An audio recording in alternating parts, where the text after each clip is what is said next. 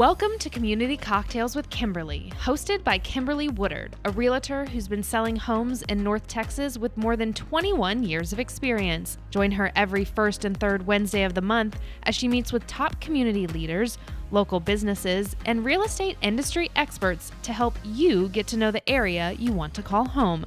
Don't just love your home, love your community. And now your host, Kimberly Woodard.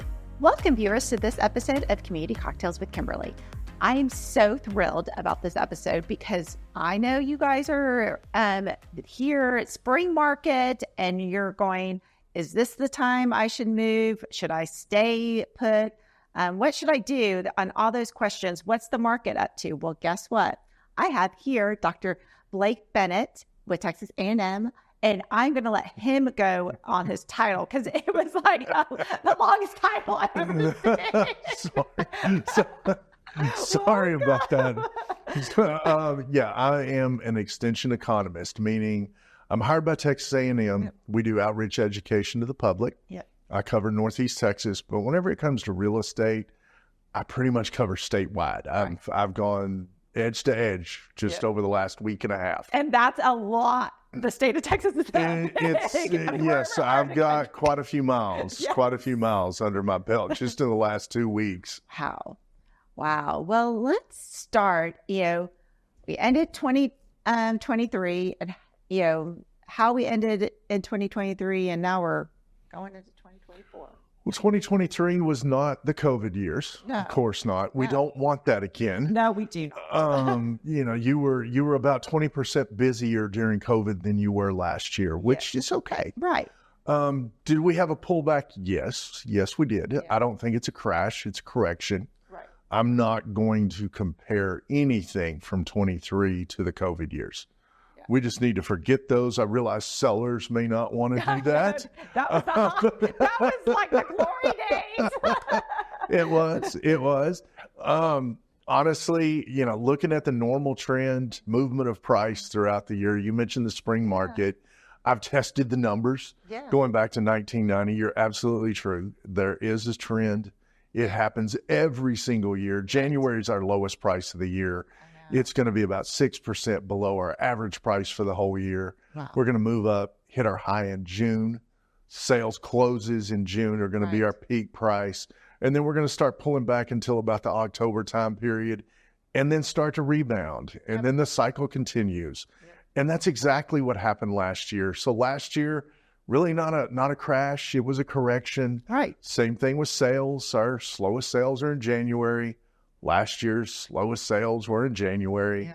We hit a peak in June, which is where we always hit a peak. Right. Pulled back till November and then bounced. And we did the same thing. Yeah. So last year, really, it wasn't a shakeup. It was business as usual. Right. And I mean, I will say, being a real estate agent myself, I saw the same thing. And of course, we had people that were freaking out. Well, we had agents that started in the glory years, and they thought that was normal. I'm like, oh, no.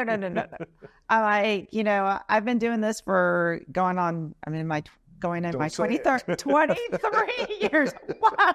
I know, I'm just aging myself. Started whenever you were 15. I but did. Thank you. 12. Yes. But it was, I was like, this is just how it goes, how it flows. You got your ups and downs, and, it is. But trying to also, a seller who maybe doesn't sell their property every day, and wants to compare the numbers of, 2020, to 2021. And like, we kind of flattened out, we weren't, in those years, we were, going up and up. And of course, what goes up has to kind of flatten at some point. Exactly. And it can correct back. And no more than you would compare, say, June's market to January's market. Right. Don't compare 2023's market as a whole to 2020 or 2021. Those years were such an anomaly.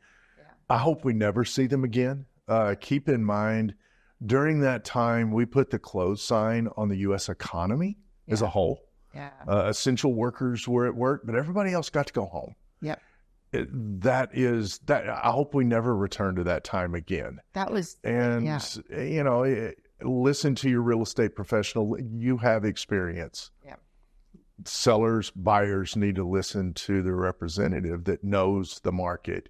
In today's market is even different than yesterday's market. So it changes every day.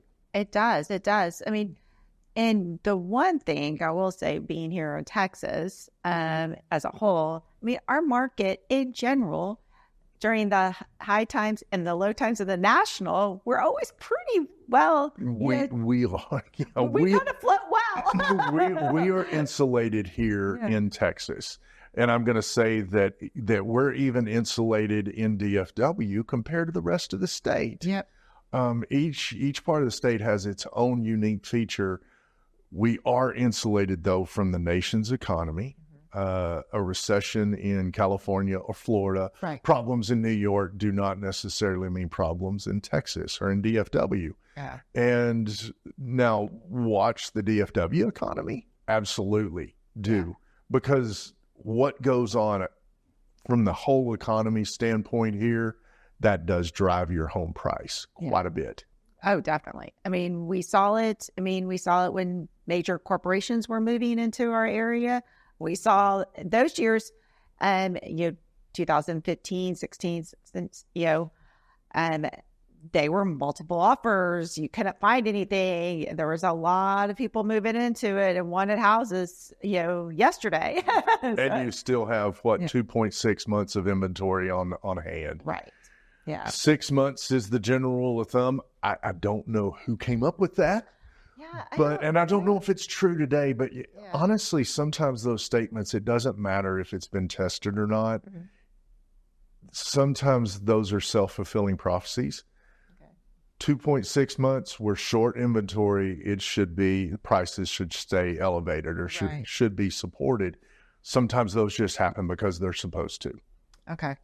Yeah. I mean, we are seeing in certain areas, I would say I'm seeing inventory a little bit more fuller if you broke it down city to city. Sure. Zip code to zip code. Yeah.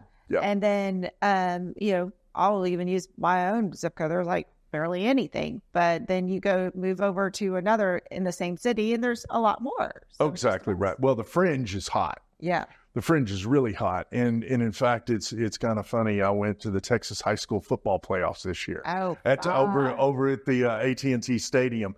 And I went through the list of all the teams that were playing through all the classifications, and all of them you could identify fringe, either Dallas-Fort Worth or Houston for the most part. Yeah. And so if you just got the schedule from last year's state high school football championship games, those are your hot cities. Yep. I mean, we're talking Anna, we're talking Gunner, talking Aledo, just go down the list. And it's just all of them are just hot. They are. I mean, well, now with our tollway, going to the opening up to Grayson County. Seems like Canada now. I know. But, I remember, Gunner was like, where you go hunting, and now it's like people are actually living there. Yes. So, I think they've won like their 105th straight title in football. Yeah. So, it is Texas. We do have to follow those things. Yep. Oh yeah. But it is. I wasn't surprised with 2023. Yeah. It's kind of what I thought. The forecast I put together last year, I missed the top by about $6,000, about 1.2% off. So it wasn't a shocker, the direction that we went, even with rates going up. Yeah. So, of course, we're also in a big election year. So we always have that, factor that we look into. We do. And does that play a role to some degree?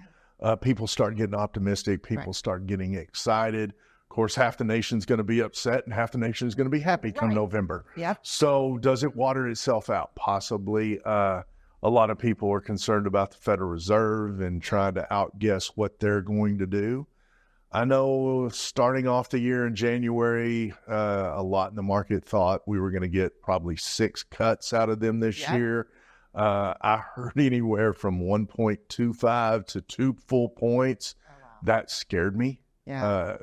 I kind of had the feeling if we get a full 2-point cut in rates, then we're in a pretty deep recession. Yeah. And that would really hammer price down lower. Okay. That one scared me. Most recently the Fed has met, and Chairman Powell has said we're not ready to back off. That doesn't really surprise me a lot. Mm-hmm. We've got a few things going on. Inflation is one. Yep. I think that the Fed's target, they say 2% inflation rate. I think they're looking at the long-term inflation since January of 2019. Okay. It's averaging 22.62%, which is significant. That means prices are 22% higher than they were January of 19. Wow. If they can string together a bunch of 2% months, then it's going to water that down till it gets back into some acceptable territory. Right. Also, I think that our government debt is becoming an issue. Yeah. We've had to spend because of COVID, and the debt ceiling has gone up. And I get the feeling that the Fed now is responsible for probably trying to sell some of that debt. Yeah. China doesn't buy it, then it's going to be up to the U.S. consumer to buy bonds. That's how we buy government debt. Yep. And ultimately, in order to buy bonds, that means that it has to pay more than what we get in the stock market. So that means the rate has to be higher to buy bonds. So I'm hearing now maybe 2 cuts this year, starting possibly June or July, possibly a 1/4 point each. I'm leaning more towards maybe no cuts this year, honestly. I don't think it's going to hurt our price, though. Okay. I don't think price is going to hurt. Possibly sales. I think that's where it could possibly eat into us.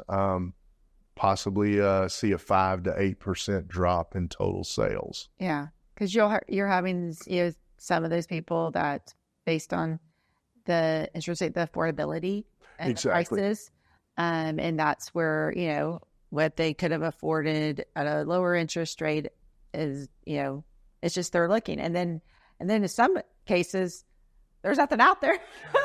That's exactly right. We just the availability just isn't there. Right. And I know that there were a lot of people that locked in a very low interest rate, possibly refied. Right.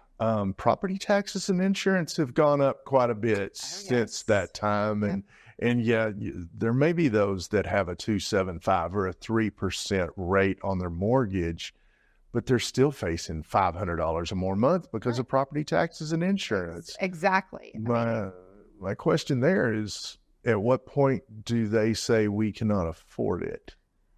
And I was thinking the same thing. And the other day I was just, looking at my statement because my mortgage got taken over by another one. So they were sending all the, this paperwork, and I was looking at it and I go, oh my goodness. I was like, half of my payment is to taxes and insurance. You're lucky that it's half now. It's so, but it's I'm one of those lucky ones that I have the low interest rate because but I was looking at it and I was like, wow, because of that increase. And that's to your point, we've got these homeowners that their jobs are not paying them any more than what is the other factor, but their costs keep inflating.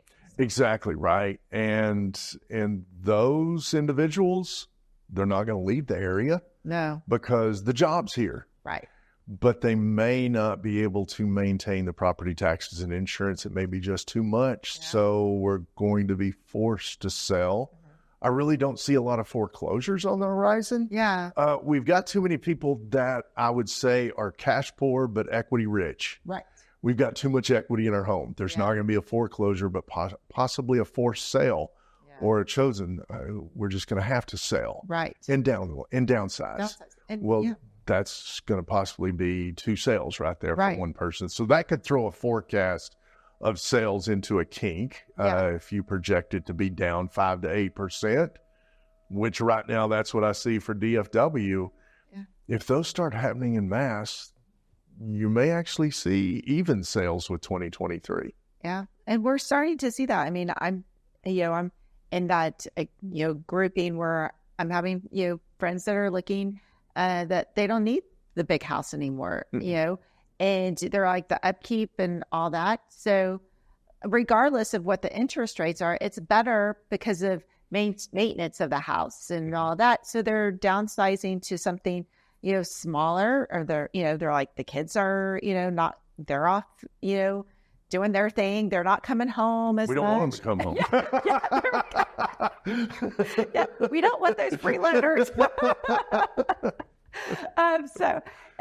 But they, they're just trying to, so they're like, well, less to spend. And now I can enjoy, maybe that money that I'm saving. Now I can travel more. I can do some other things that I've been wanting to do, and not worry about the upkeep of, this house. Because, when you're looking at these larger homes, it's not just the, your payment, it's the general upkeep, to keep Absolutely. it up. So, like I said, I'm seeing, and I've had quite a few clients in that category recently. Oh, and I'm sure. There's a DFW has such a wide variety of different types of demographics, and it's changing all the time. We still have the population moving in here. Oh, yeah. They still have to live somewhere. Oh, definitely. The northern counties and even out west, it's exploding. And so the demand's still going to be there, period. Yeah. If we start seeing population start to slow down as far as increasing, then we might need to say, well, possibly get worried. Right. But honestly, I'm not worried until I see something like a recession in Dallas, Fort Worth. Right. You see that, then I worry about price correcting down further. I actually see price increasing this next year, honestly. So I see a 2 to 5, 6% increase. And I mean, for those people that are, sitting on the fence and they're like, oh, should I be buying? Yes, you should. Regardless of the interest rate, you should be buying. This is probably one of the last months that you're going to have to be below the average price for the year until, say, September, October time period. So if you're on the fence, move now. Yeah, I think that's why a lot of my clients went ahead and moved. They were a little bit, in the fall, and then jumped on it because they knew less competition out there. They could get what they wanted. Maybe there was a multiple offer. I had some where we were multiple offer situation, but I had some that they were able to negotiate. Sure. What would negotiate? I know. And so, it's, and, of course, those people are, telling their friends, hey, why are you sitting on the fence? You should just, do it now. Yep. Why wait? I agree. And honestly, I can look at numbers all day long and I can say that we're following a normal trend. Right. You're a real estate professional. You've got a gut feeling. Yep. And I rely on that, and I put more faith in that than any number that I can look at, any analysis that I can do. And what I'm hearing across the entire industry, across the whole state right now is, it's picking up. Yeah, it's starting to move. Yes, it's starting to go. And the thing that I can't understand is you're surprised by that because it happens every year. Yeah. You mentioned at the start of the show, there's a spring market. Yeah. It's starting to pick up. Yeah. It's supposed to. It happens every year. Yeah, it happens every year. And you know it. Yeah. You just get scared it's not going to this year. Yes, we're always scared. I mean, we have December and we're like, we're enjoying it and everything. Then my December, I was always the one in the office going, where's everyone else? I was like, I'm the only person working. But I try to do things because I know it's going to. I know it's just going to get busier and busier. And I'm seeing it. I mean, I got people, we're getting them ready, and more homes are going to be on the market. I was with my network group of 20 agents, and the same thing with them. We were talking about, our tours and, how many properties do we have time to tour, because we see our listings, increasing over the next few months. Of course. So that's the way that it normally runs. Yep. Always. Yep. January is going to be the slowest time of the month, or slowest time of the year. Well, if that's period. true, It always is. It always is. It always is. And honestly, you're probably not going to see a lower price than you see today in March. And April will be a little bit higher, but it's close. You might see a chance at seeing that price again. Probably not. And next year, that's going to be a whole new year. Yeah. And it's going to be higher next year, in my opinion. So buyers will buy now because, that house that you wanted today is going to cost you more next year. It's true. It'll cost you more in June. There you go. Cost you more in April. So might as well buy today.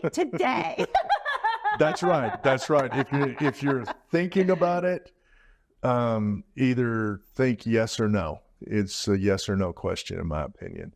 And if it's a yes, then you're not shopping. Go out and buy.